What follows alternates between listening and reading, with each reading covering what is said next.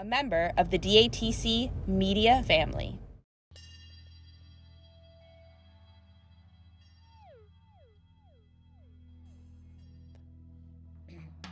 Hey there, I'm Sara J.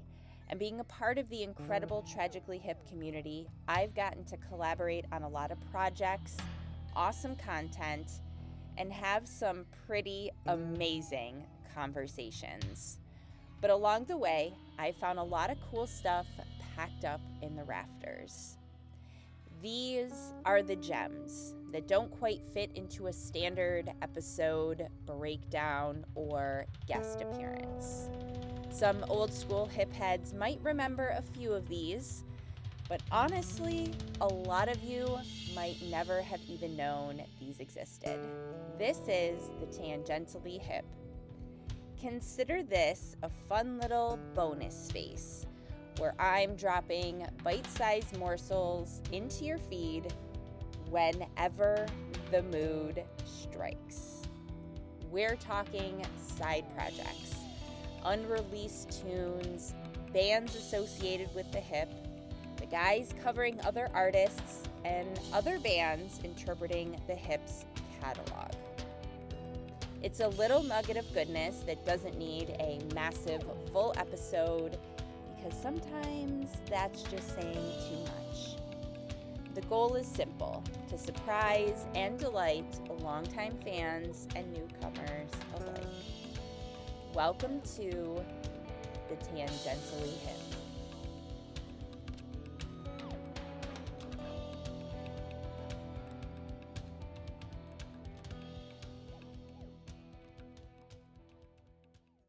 We're pulling back the curtain on the songwriting influences behind a hip classic, Fire in the Hole.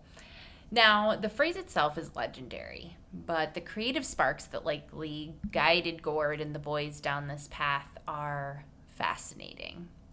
First, we have to look at the legendary Appalachian bluegrass and folk singer Hazel Dickens. In 1987, she recorded a devastating song called Fire in the Hole for the soundtrack of the film Matewan, which chronicled a violent 1920 coal miners' strike in West Virginia. There is no doubt that film and the gritty working class struggle was a source of inspiration for Gord. He's spoken many times about lyrics and lines from songs being born from movies that they would watch while on tour. My guess, this soundtrack was probably spinning on loop in the background, likely Robbie's doing, or maybe just caught the movie on a late night tour bus.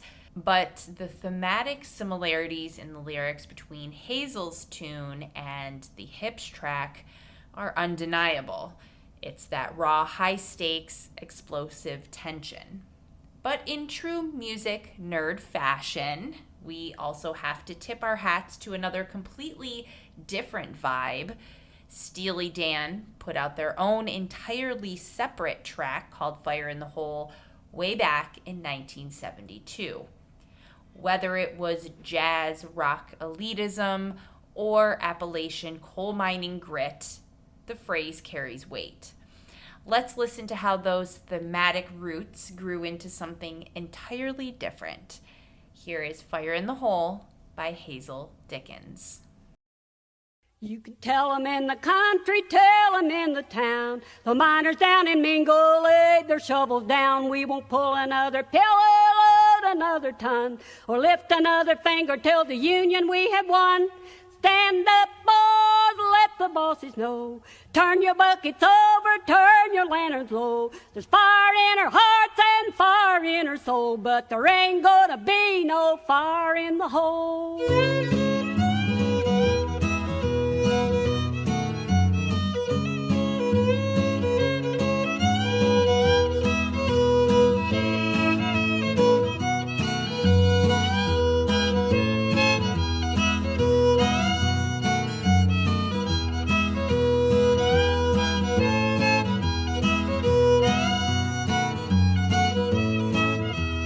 Daddy died a miner, Grandpa he A bed that's cold will kill me before my working days is through. In a hole that's dark and dirty, an early grave confined. A plan to make a union for the ones that leave behind.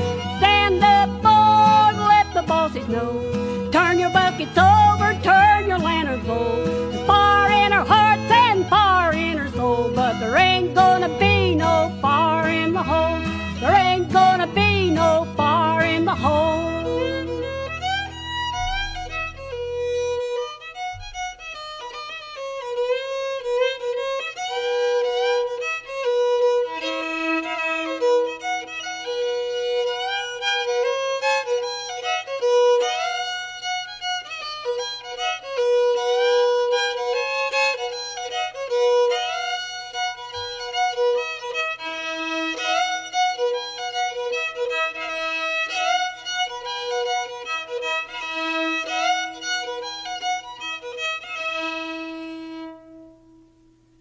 You can really hear those heavy blue-collar themes translate. Whether it's the literal danger of a fuse being lit in a West Virginia coal mine, or the metaphorical explosion of energy the hip brought to the stage, the DNA connects perfectly. That's the beauty of Gord's writing. He could take a phrase floating around in the cultural ether, filter it through a 1980s indie film soundtrack and a 70s vinyl record, and spit out a rock anthem that feels uniquely, undeniably Canadian. And that is your little nugget for today. Keep an eye on your feed because you just never know when I'm going to drop something else in there for you to enjoy. Until next time, I'm Sara J. Thanks for hanging out in this little corner of the universe with me. Follow along on Facebook and Instagram. And if you have something you'd like me to feature here on the show, shoot me an email, sarah@datcmediacompany.com. Bye for now.